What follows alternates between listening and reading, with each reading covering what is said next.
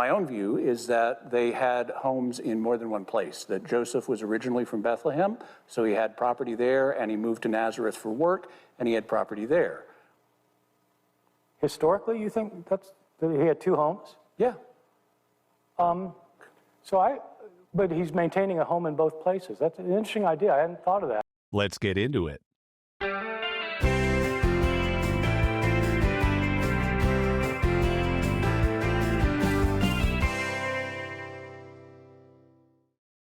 Howdy, folks. If you like this content, you can help me out by liking, commenting, writing a review, sharing the podcast, and subscribing. If you're watching on YouTube, be sure and hit the bell notification so you always get notified when I have a new video, and you can help me keep making this podcast and get early access to new episodes by going to patreon.com/JimmyAkinPodcast. A while ago, Bart Ehrman and I had a debate about the historical reliability of the Gospels. It's on my YouTube channel at youtube.com/JimmyAkin if you'd like to watch it. During the cross-examination period, Bart proposed a contradiction between the Gospel of Matthew and the Gospel of Luke. He understood Matthew as indicating that St. Joseph had a home in Bethlehem, and he understood Luke as saying that St. Joseph had a home in Nazareth. I pointed out that this wasn't a contradiction. Joseph can simply have two homes, one in Bethlehem and one in Nazareth. And to his credit, Bart acknowledged this. He said it was an interesting idea that hadn't occurred to him. This didn't mean that he's convinced of my solution, but he acknowledged that it's logically possible. Now, one of the things that Bart is really into is reading each gospel independently and taking it on its own terms rather than trying to immediately harmonize it with the others. What happens, though, is that people take Mark's gospel and they take Luke's gospel and they smash them together so that Jesus says and does everything that's in Mark and in Luke. And then they throw in Matthew, which is different, and John, which is different, and you end up with a mishmash. You have taken each individual author and you've ignored what he's trying to tell you. You've created your own gospel in your head. You have written the gospel by combining the four, and so you end up with the 7 last words of the dying Jesus.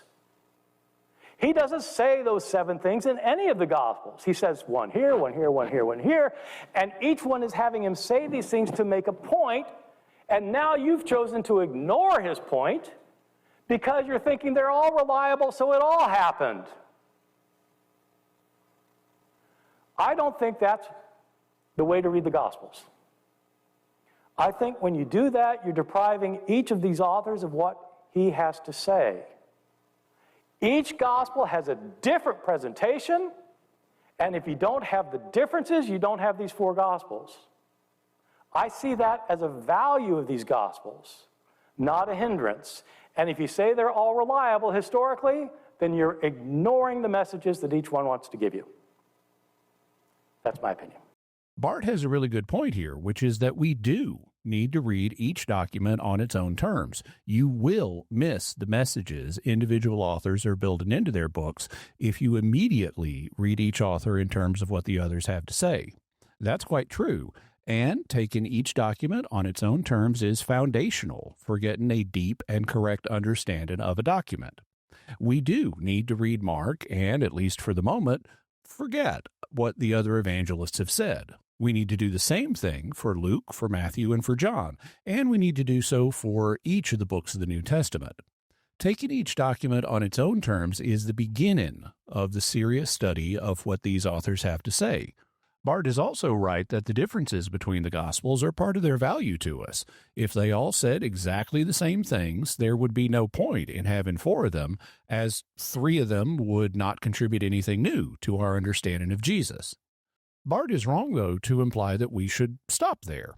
One reason is that the authors can expect you to know what the other evangelists have written, because the Gospels were circulated in the early Christian community, and we have evidence that the evangelists were aware of each other's work. Matthew and Luke were obviously aware of Mark because they both quote from him. And although it's been fashionable to treat John as writing off on his own without an awareness of the others, That's really not what happened. A careful reading of John makes it very clear that he's aware of the synoptic tradition, that is, the kinds of traditions about Jesus that we find in Matthew, Mark, and Luke. In particular, it's clear that John knew the Gospel of Mark and expected his readers to know it too. For more information on that, you can read Richard Baucham's excellent piece, John for Readers of Mark, in his book, The Gospels for All Christians. I've also done work on that subject on my website, jimmyakin.com.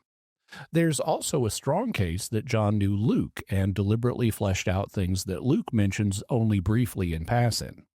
Some have argued that John knew Matthew, but at this point I'm less convinced of that. The larger point is that the evangelists show awareness of each other and display characteristics of what scholars call intertextuality, which involves the relationships between texts. Therefore, we need to not only give an independent reading to each text, that's our starting point, we also need to go on to read the texts in light of each other. And Bart is simply wrong when he says, if you say they're all reliable historically, then you're ignoring the messages that each one wants to give you. Reliability and what an author's message are two different subjects, and concluding that you have historically reliable narratives in front of you doesn't mean that you're ignoring the messages that the authors are trying to convey. I mean, suppose I was doing Revolutionary War research and reading biographies of George Washington. I might have 4 biographies of Washington written by 4 historians, each of whom has done excellent research and is highly reliable in terms of the facts he presents. That won't stop each of the historians from presenting some facts that the others don't mention, and the purpose of their citing these facts, the ones that they uniquely mention, will help them to bring out certain themes and aspects of Washington's character that they want to explore. It is important to read each biography on its own terms to figure out what the author wants to say about Washington, and it's important to be aware of how the historians are interacting with each other's works intertextually. But it's flatly wrong to say that just because each author mentions some things that the others don't, I'll miss the points these Washington biographers are making unless I assume that their biographies are historically unreliable. We don't treat any other documents that way, and we shouldn't treat the Gospels that way either. The question of reliability is thus a separate question from what an author is trying to tell us about his subject. Bart's right that there is a kind of harmonization that flattens out the differences between the Gospels, and that we need to avoid this kind of harmonization. Part of our process needs to be given each Gospel an independent reading, but then we need to build on that by looking at the interactions among the Gospels and taking the degree to which they can be harmonized seriously. Now let's return to the subject of where St. Joseph lived and my claim that he had residences in Bethlehem and in Nazareth. How did I arrive at this conclusion? In the debate, Bart said that Matthew portrayed Joseph as having a home in Bethlehem, while Luke portrayed him having one in Nazareth. But you don't need both Gospels to draw this inference. In fact, all you need is the Gospel of Luke. So what we're going to do is look at what Luke has to say about St. Joseph, given Luke an individualistic reading, not a harmonistic one, just like Bart wants, and see what we can infer. First, though, I'll set the stage by quoting an assessment of Luke by the British archaeologist William M. Ramsay, who made a special study of him. Ramsay writes, Luke is a historian of the first rank. Not merely are his statements of fact trustworthy, he is possessed of the true historic sense. In short, this author should be placed along with the very greatest of historians. I imagine that Bart might not agree with this assessment, but this kind of positive assessment of Luke's value as a historian needs to be borne in mind. It gives us reason for caution when we encounter claims by some skeptics, not necessarily Bart, that portray Luke as if he's hopelessly historically confused, particularly with regard to his birth narrative of Jesus. Like when Luke says that Joseph went to Bethlehem because of an enrollment decreed by Caesar Augustus, and mentions that Joseph was of the house of David. At this point, many skeptics start engaging in mockery. This is ridiculous, the skeptic will say. David lived 1,000 years before the time of Jesus. The Roman Empire would never conduct a census this way. It would never require people to go where one of their ancestors lived 1,000 years ago. Nobody would even know that. I mean, do you know the city where your ancestors lived 1,000 years ago? Even Bart gets in on some of that action. Now, this is a very weird phenomenon just on the surface of it. How is it that everybody, Joseph was 1,000 years after David. Everybody's going to where their ancestors were 1,000 years earlier to register for a census? According to Luke, it's the census of the entire world. Well, that can't be right. It must be the Roman Empire. Okay, the entire Roman Empire. Everybody's going to their ancestral home from 1,000 years earlier? How does that work? I mean, suppose the Democrats just really take over everything next time, and they decide, we all need to register for a tax, because you know how much they like to tax people, and so, they got to go register and you've got to go to register for this tax. You've got to go to where your ancestors came from 1,000 years ago. Where are you going to go? Really? Despite the vigor with which some skeptics mock Luke at this point, their criticism is simply misdirected. They're misreading what Luke says. So let's see what Luke says about Joseph. Start in at the beginning of the gospel and see how the original reader would have interpreted it. The first time Joseph is mentioned in the text is when the angel Gabriel comes to announce the birth of Jesus. Luke writes, "In the 6th month, the angel Gabriel was sent from God to a city of Galilee named Nazareth, to a virgin betrothed to a man whose name was Joseph, of the house of David, and the virgin's name was Mary." This passage indicates 3 things about Joseph. First, he was betrothed to Mary. Second, he was of the house of David. And third, he apparently had some kind of connection with Nazareth, since that's where Mary was when the angel appeared. That's all the reader really knows about Joseph at this point. Now, let's read the second passage discussing Joseph and see what one of Luke's normal readers would make of it. The passage deals with the birth of Jesus, and it begins, "In those days, a decree went out from Caesar Augustus that all the world should be enrolled. This was the first enrollment when Quirinius was governor of Syria, and all went to be enrolled, each to his own city. So Joseph also went up from Galilee, from the city of Nazareth to Judea, to the city of David, which is called Bethlehem, because he was of the house and lineage of David." Luke tells us that all went to be enrolled. The first thing to note is that Luke doesn't tell us what kind of enrollment this was. He expects the reader to already know that from the events of the day. Many have assumed that this was a tax census, but we don't know that. It may have been something else. In fact, there's a good chance that it was a loyalty enrollment that we have records of from other sources in which the subjects of the Roman Empire swore their loyalty to Augustus Caesar. We'll talk about what the enrollment may have been in a future episode, but whatever the enrollment was, people needed to be somewhere that they could participate in the enrollment, so each went to his own city. Obviously, this only applied to people who were away from their city during the period of the enrollment. If you were already in your own city, you didn't need to go anywhere. But what if you were away from your own city? Did Romans require people to go to their own cities for enrollments if they were away from them? Yes, they did. In AD 104, the Roman governor of Egypt, Gaius Vibius Maximus, issued a decree that stated, "Since registration by household is imminent, it is necessary to notify all who, for any reason, are absent from their districts to return to their own homes, that they may carry out the ordinary business of registration and continue faithfully the farming expectant of them." So, if you were away from your home city, you needed to go back there for events like this. Luke then says, "So Joseph also went up." From this, we can infer that at the time of registration, Joseph was away from his own city. Therefore, he returned there. Where was he at the time? Luke says that he went up from Galilee, from the city of Nazareth. Okay, so Joseph was in Nazareth in Galilee. That's not surprising in light of the fact he was betrothed to Mary, who was in Nazareth when the angel appeared. So where was Joseph's own city? Luke tells us that Joseph went to Judea, to the city of David, which is called Bethlehem. Thus, Bethlehem was Joseph's own city. We now come to the statement that really sets skeptics off, because he was of the house and lineage of David.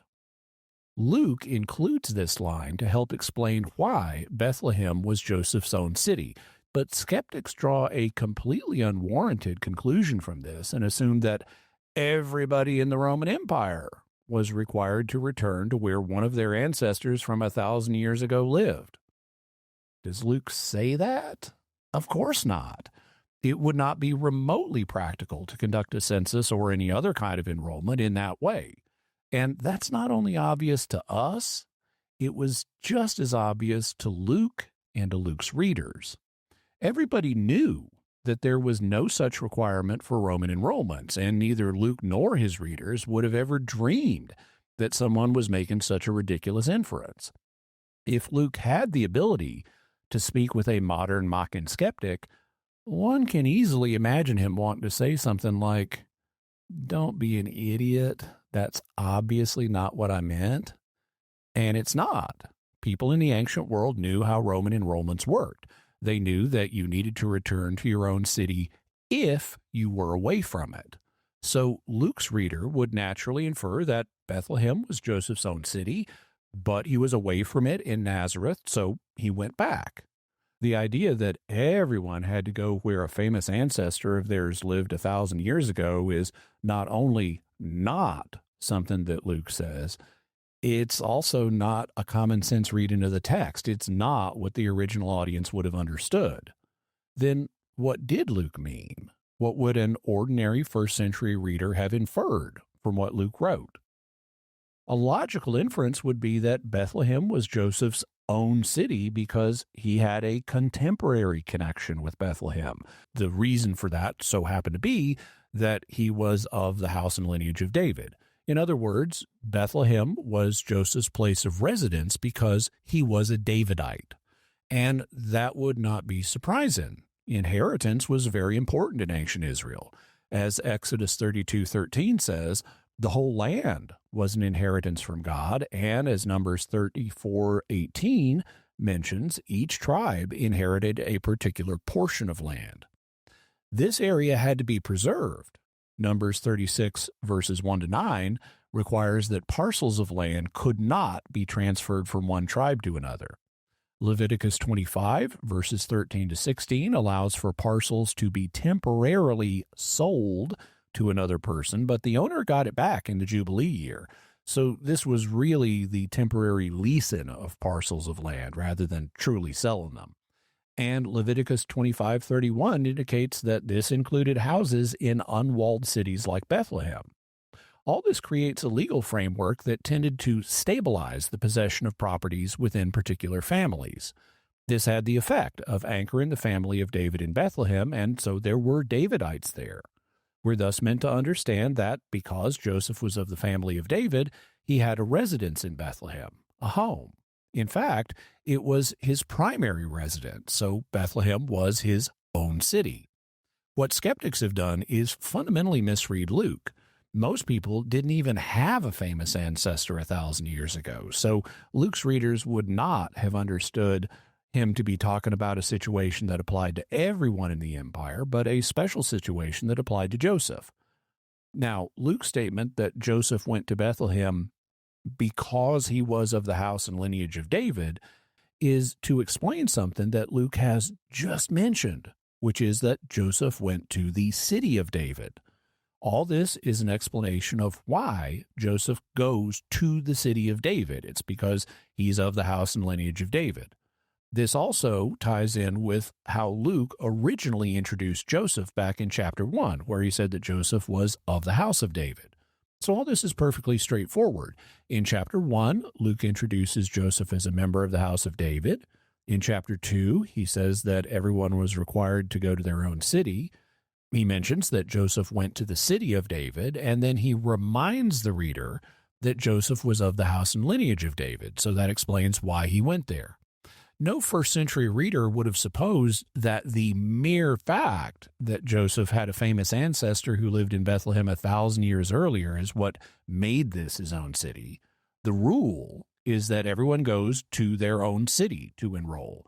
And what makes something your own city is the fact that it's your primary place of residence. Where you have a primary place of residence is the key, and that applies to us today. If Dallas, Texas is your own city, it's because Dallas is where you have your primary place of residence. My own city is Fayetteville, Arkansas. That's where I have my primary place of residence. And Bethlehem was Joseph's own city. This is the ordinary common sense reading of the text that the first century reader would have understood. So the reader would understand that Bethlehem was Joseph's primary place of residence. He either owned property there or was part owner of property there, or at least it was where he had normally been living. Luke then explains why this was his primary place of residence by noting that he was of the family of David. Now we come to a third Joseph passage just a few verses later in Luke. It says, "And when they had performed everything according to the law of the Lord, they returned to Galilee, to their own city, Nazareth." This is at the end of Luke's birth narrative, and so it's meant to be read in context of what's preceded it. From the first Joseph passage, we learned that Joseph had some kind of connection with Nazareth. From the second Joseph passage, we learned that Joseph's own city was Bethlehem, meaning that he had his primary residence there. Now, from the third Joseph passage, we learn something else, which is that Nazareth could also be described as Joseph and Mary's own city. This implies that they had two residences, Joseph's primary residence in Bethlehem and their joint residence in Nazareth. Why would they have two residences? Were they rich? Well, far from it. Luke relates that when they made the post-childbirth sacrifice for Mary, they offered a pair of turtle doves or two young pigeons. And in Leviticus 12:8, we learned that this was the offering prescribed for a poor woman who could not afford a sheep. We thus should not imagine that Joseph and Mary were rich and had opulent homes. Instead, we should infer that their dual residency was a situation based on economic necessity.